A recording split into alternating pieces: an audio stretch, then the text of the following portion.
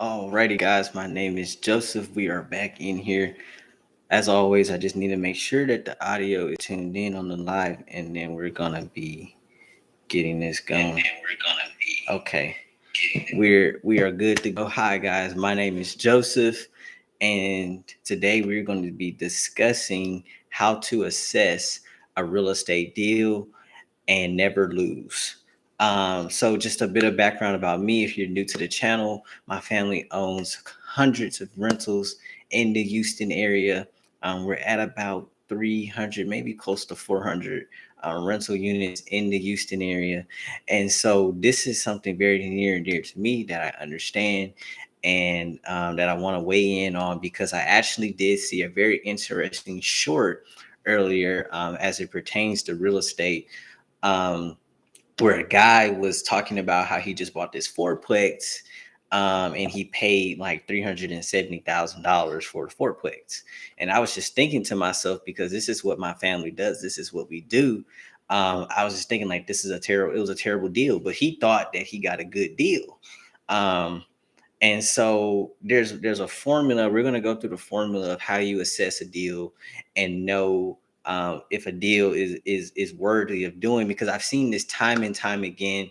My sister, she's a realtor, and I've seen this time and time again where people are just so anxious to get into owning a property. People are just so anxious to get into real estate that they just go buy something and they don't quite do the numbers on the deal to understand like if it's a good deal or not. So the first part of assessing the deal is you have to do the numbers on the deal. Um, you go the second part of assessing a real estate deal is to go look at the property. You want to assess, what kind of repairs, if any, is going to need. But the first part is you got to do the numbers, because if you do the numbers and it doesn't make sense, then you don't even need to go out and see the property, because when you did the numbers, it didn't even make sense to do the deal in the first place.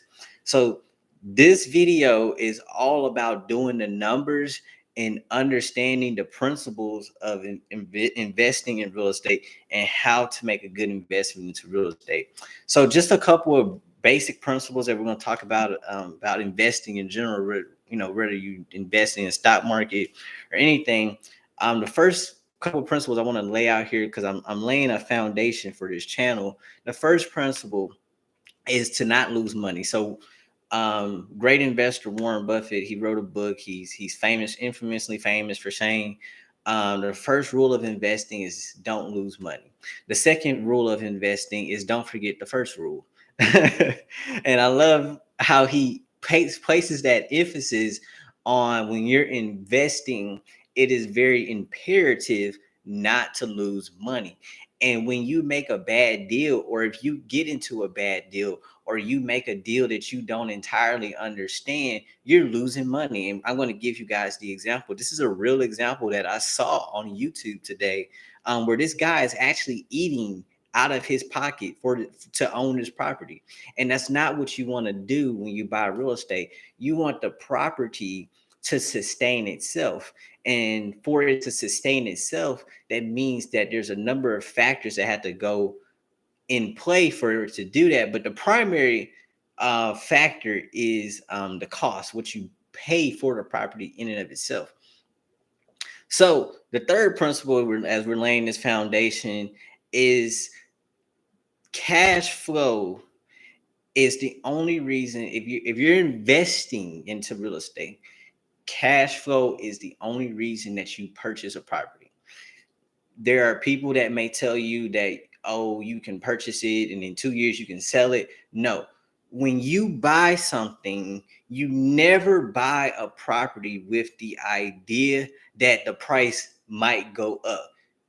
It is possible, and it's people that have made money on the appreciation of a property, but you don't buy a property hoping that it's going to go up, because see, you get into a bad philosophy with that. And so the thing is, everybody at the top of the market is thinking that the market's going to keep going up, it's going to keep going up, it's going to keep going up. Nobody ever thinks it's going to go down.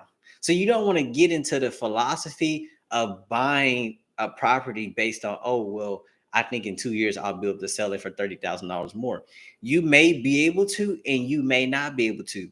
What you want to do when you purchase real estate is you want to buy cash flow, because when you buy cash flow, it don't matter if the deal goes, it don't matter if the value goes down, it doesn't matter if the value goes up. You got a deal that's worth cash flow, and it's gonna make you money either way. And that's what you want to do when you're investing in real estate, because the market gonna swing both ways. Right now, we're seeing in the market is on a bit of a downshift.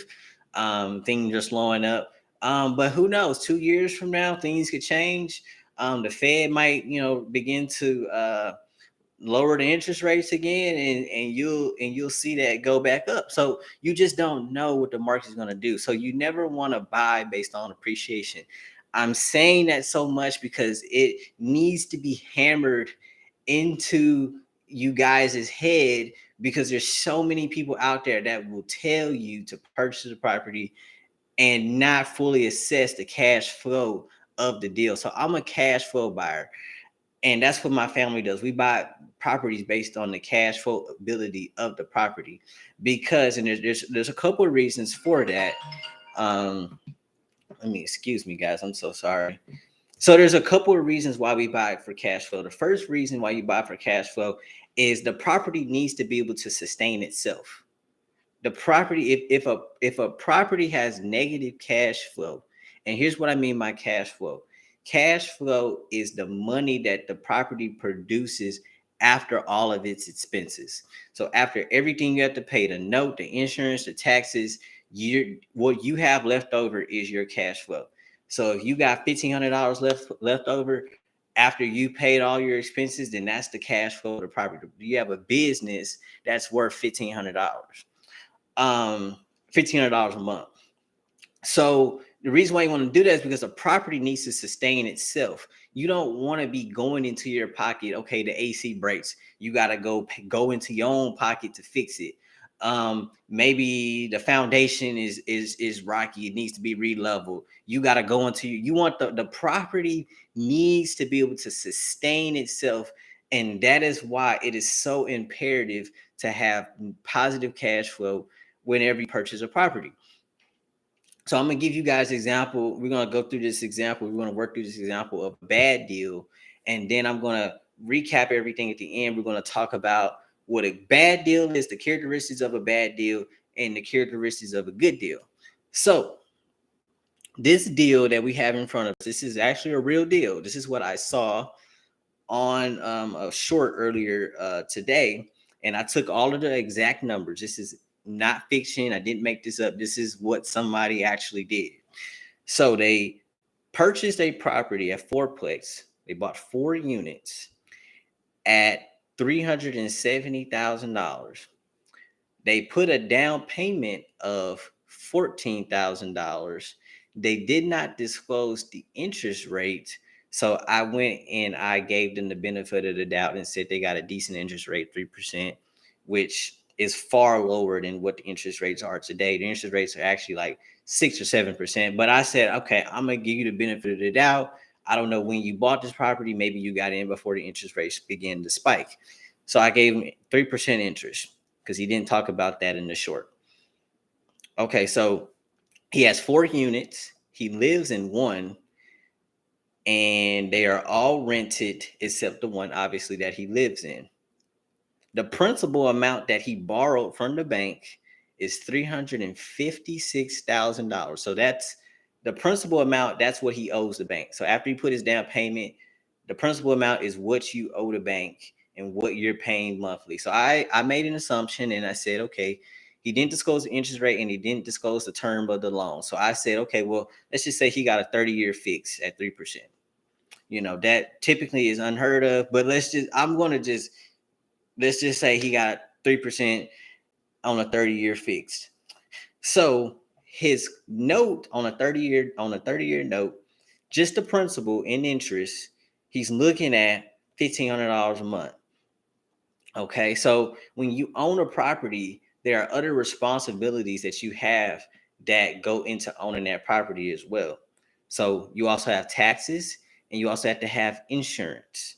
So taxes, I went and I did some research and I based it off of the national average for the United States. In Texas, the state that I'm in, property taxes are significantly higher than the national average. Actually, almost double our property taxes. Like in Harris County, for example, are like 2%, 2.3%.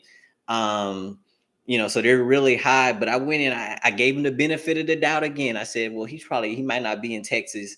Maybe he's in whatever state. So I went off the national average. The average tax rate in the United States is 1.1%. So based on if we and so property taxes are based on the evaluation of the monetary value of the property. So if he paid 370, so we're going to make the assumption that the property's worth 370. We're not even going to get into is it worth 370, is it not. We're going to go, and for this example, we're going to say that okay, the property's worth 370. So property taxes are based on the property value. So on a $370,000 evaluation, he's looking at about $4,070 per year for his tax liability on this property. So you divide that over 12 months, 4,070, and you get $339. Okay, so he's at 1,500 plus 339. He's anywhere right now in the ballpark of 1,839 right now, just on the note in the taxes. Which on a property like this, the bank is going to require you to escrow the taxes, so you're going to be paying it every month. Okay, so then the next thing is you have insurance. So on a property like this, it's a fourplex.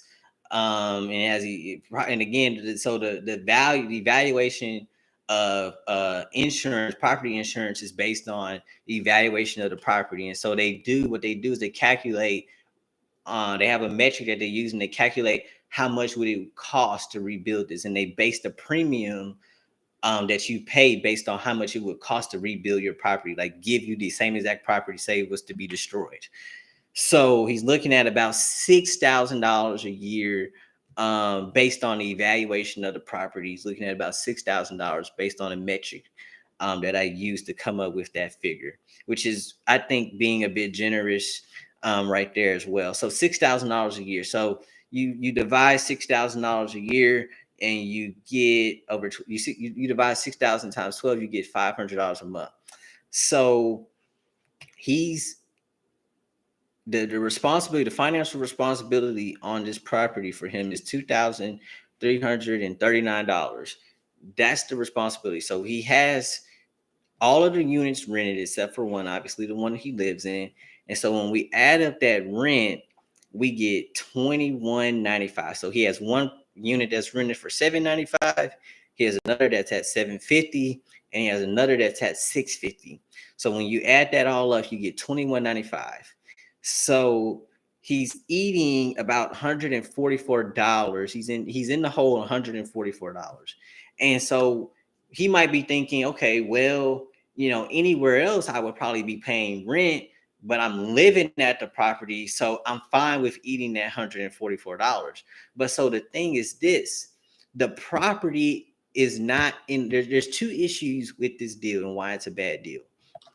That's what we're getting ready to discuss. So the first issue is that the property cannot sustain itself. And why can't the property sustain itself? The property cannot sustain itself because he doesn't have sufficient margin of error.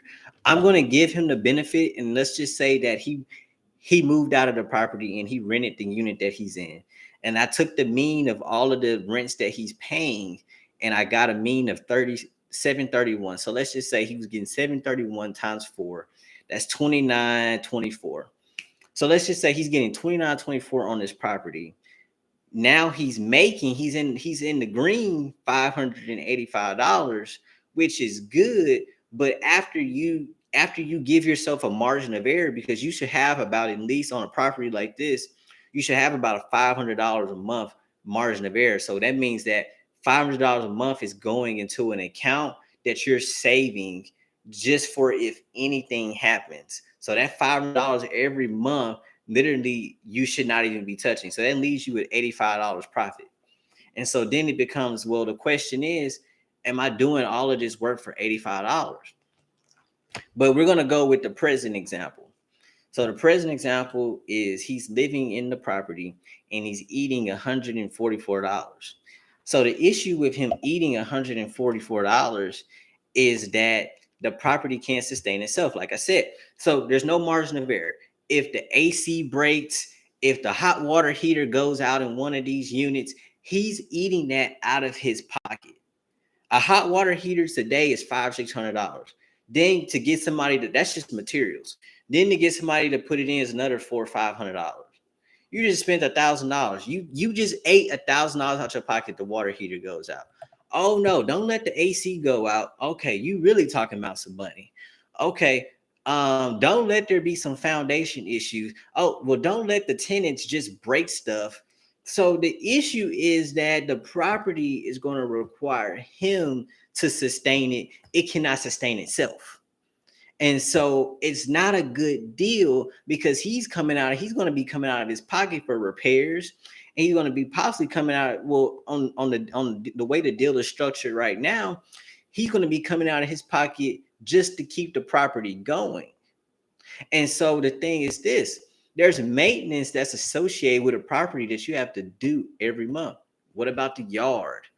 Um, let's say they poured grease down the drain. You know, that's a typical thing that I've seen in our rental properties. They're going to pour grease. They're going to put stuff they shouldn't put down the drain. They're going to break the toilet. Um, I mean, all of these expenses that are associated with owning a property, he's going to be eating that out of his pocket. And so the question is, are you really going to do a deal where you have to sustain it yourself? That's not a deal.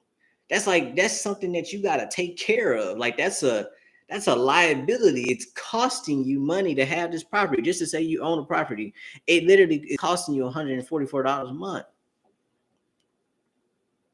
And then on the other side of the spectrum, let's say you rent out the unit that you're in, you're only making $85. You're taking on all this liability. You're taking on all this responsibility to make $85. That's all you're gonna net cash flow is $85. Nah. If I'm gonna get in the game, if I'm gonna get in the real estate game and I'm gonna take on the response, because it's a lot of liability and responsibility to own a property. I'm not taking on all that responsibility to make $85. I mean, it's just I'm not doing it. Now some people, y'all might be satisfied with that. I can't do. I mean, what you gonna do with $85? I mean, really. Let's really ask that question. What can you do with 85? That can't even fill my truck up right now. I mean, so this deal it's absurd. It's absurd. Either way you slice it, it's absurd. So here's the thing. Here's what you look at in a good deal. So in real estate, when you're doing a deal in real estate and if you're buying more than one unit, one house, when you do a deal in real estate, you don't look at factors that are not important. And so when I say not important, I mean the neighborhood. How does it look like aesthetically around it? Like that stuff, it counts for something. But what you want to look at the most when you're buying multifamily, when you're buying multiple units, is you want to look at the volume and how much you're paying per volume. So if we break down how much he's paying, if he paid 370, I'm gonna break this down right now. Paid 370 and he got 4 units. He paid $92,000 a door, 92,500 a door. That's absurd. It's too much money for one apartment. You can't make. We already, before I even did the equation, we've already done the equation, but you can't make money paying that much money per unit. You can't. So he has a property now that he's going to have to sustain. He's going to have to care for. And literally the thing about it is that everything has to go right. Nothing can go wrong. If anything goes wrong, he's screwed. He's gonna be up all night trying to figure out. I'm telling you, because like for us, there's a lot of stuff. I'm kind of just getting off, but we're on the live stream. For us, there's a lot that we do ourselves. My dad used to build houses. I've built houses with my dad. So we know how to go and get the contractors and not pay a whole lot of money. Man, I'm going to tell you right now, let's just say one of your tenants on a property like this, let's just say one of your tenants poured grease down the drain. Like I know how to go get that done for basically nothing. But if a plumber got to come out there and unstop that drain, I'm going to tell you right now, you paying $500. You going to pay $500 to get the drain unstopped. And that's just one incident. Let's just say the next week he do it again. I've seen this happen. Can't make it up. I've seen it happen. He gonna do it again. And you know what? The next week, that's another $500. So you had $1,000. You eating that. Oh, let's not say the drain lines, because you can't see the drain lines when you purchase a property. Let's not say the drain lines are down there because the property's old. The drain lines could be cracked. They could be old. And some of the stuff is getting hung up on the line. Man, you got to replace a drain line. You're talking about upwards of $10,000. But you got to come off at one time. You can't, or you can finance it, but then you add that. Guys. You adding that, and that's you going more into the red. If you want to finance $10,000, that's going into this. That's going into your expenses, because now you got to add that. You going more into the red, more into the red. So the thing, the issue with the deal, with a bad deal, is that it can't sustain itself, and he gave himself no margin of error. I'm telling you guys, we own properties. When you buy a property, you have to be ready for anything. Anything is subject to happen when you have an apartment with tenants inside of it. Anything. I'm telling you guys, I have seen crab, lobster pieces in toilet. I have seen it all. When you have a tenant, because you don't understand, like, you might think about it and you might be like, well, I would never do that. But the thing is, you don't know how another person was raised and how they maintain their apartment and the things that they gonna do in that apartment. You're not gonna be with them 24/7.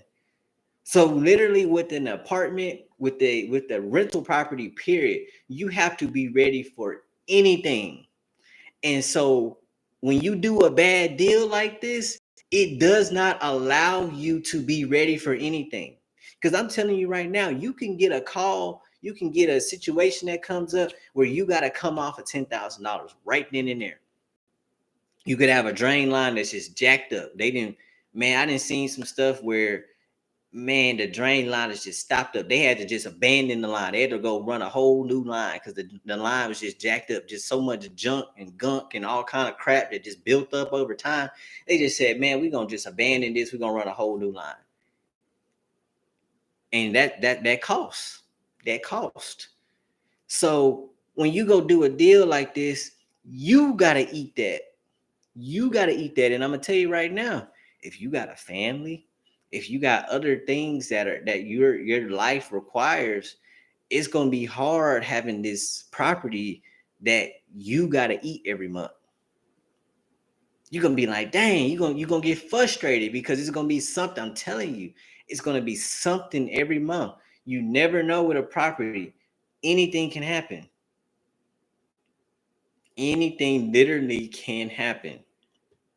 And so there's no margin of error. That's why I say you got to have at least a minimum $500 buffer every month. And that $500 got to go into an account that you don't even use. Minimum. Really, you want like maybe 1,000, but 500 minimum. And that's $500 that's not even part of your cash flow that you take home, because that's for the property. That's an expense. When you're running a business like this, which your 4-unit apartment complex, you have to look at it like a business. When you're running a business like this, you have to put money aside for repairs like this. So that doesn't even go home to you. Now, we talked about what a bad deal is.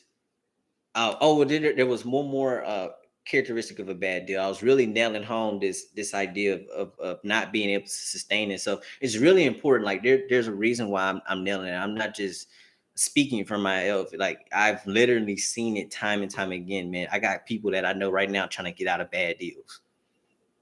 And the thing is, when somebody else sees a bad deal, once you in a bad deal, you in a bad deal. You sometimes you just gotta ride it out. Sometimes you can't get out. The deal is so bad, you can't get out. I didn't seen it. I've seen it. So I'm really trying to drive that point home that the margin of error, the margin of safety is very important. But the next thing that you want to make sure when you have a characteristic of a bad deal is negative or no cash flow. And the example that I just talked to you guys about, I mean, he's eating $144. That's negative. He's in the negative every month, negative cash flow. And then even in the other example, he has little to no cash flow. $85. You taking on all this responsibility for $85? It's a bad deal. It's a terrible deal. So a good deal. Let's talk about a good deal. Then we're gonna get up out of here. So a good deal has a significant margin of error. A good deal has a significant margin of error, and the property can sustain itself. This means that you're able to maybe save out of the money that you're making off of the property. It's able to save $1,000 a month. So, okay, when something comes up, okay, hey, it's right out of the property. It's right out of the property. It's right out of the property. It's not coming out your pocket. It's right out of the property. It's right out of the property. So you want a property that can sustain itself. Okay, that's very important. And how you get a property that sustains itself is among several factors, but the most important factor is price. What you pay for the property. It's very important. What you pay is very important. The second thing that you look for in a good deal is positive cash flow. If you have a property that can sustain itself and you have a margin of error and you have positive cash flow in the deal, and you can do all that by just doing the calculations that we just did through this video. And if you guys need more one-on-one help, I'm more than happy and I'm more than willing to assist one-on-one. But you want to have positive cash flow. I'm not doing a deal for $85. I'm not going into ownership of a property to take home $85. Like I said, $85 can't even fill my gas tank up. In my truck. It can't even fill my gas tank up. You think I'm gonna do a deal for $85? No. I need to be making at least every month that I'm taking home anywhere between 500 to 1,000. On a deal like this, I need to be taking home anywhere between 500 to 1,000. And so what that looks like is I have to pay a significantly less price for the property. I can't pay $370 for a property like this and get that kind of cash flow. I can't. It just the math don't add up. I can't get it. I can't get it. On a property like this, for me to get the kind of cash flow that I need to do the deal, I would need to buy the property for like $200,000. And so the thing is, well, whoever's selling it, they might not want to sell it for that. But the thing is, I'd rather have no deal than have a deal that's bad. It's better, sometimes it's better to have no deal than a deal that's bad. Because I'm telling you, once you in this deal, you in this 30-year fixed note, hey, it's you in the bank for the next 30 years.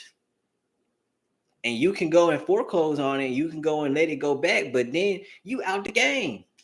If you go do a bad deal and you decide, oh man, you realize after that it's a bad deal, and then you decide not to buy, you decide to just let it go back to the bank, that's a ding on your credit. You out the game for the next 10 years. So the point is, you do the deal up front. You make sure you get the deal that you want. Don't let the realtor tell you, oh, it's a good deal. Don't let the seller tell you, yeah, it's a good deal for them, because they about to get some commission, and the other person, the seller, about to get $370,000 in their pocket for something they probably only paid $100,000 for. And so yeah, it's a good deal for them too, but the person who buying it, you got screwed. So it's better to not do no deal than to do a bad deal. And on that note, I'm going to get up out of here. This was really fun. I'm going to break this down into some shorts. So hopefully you guys enjoyed this. And until the next time, my name is Joseph, and I'm out. Peace.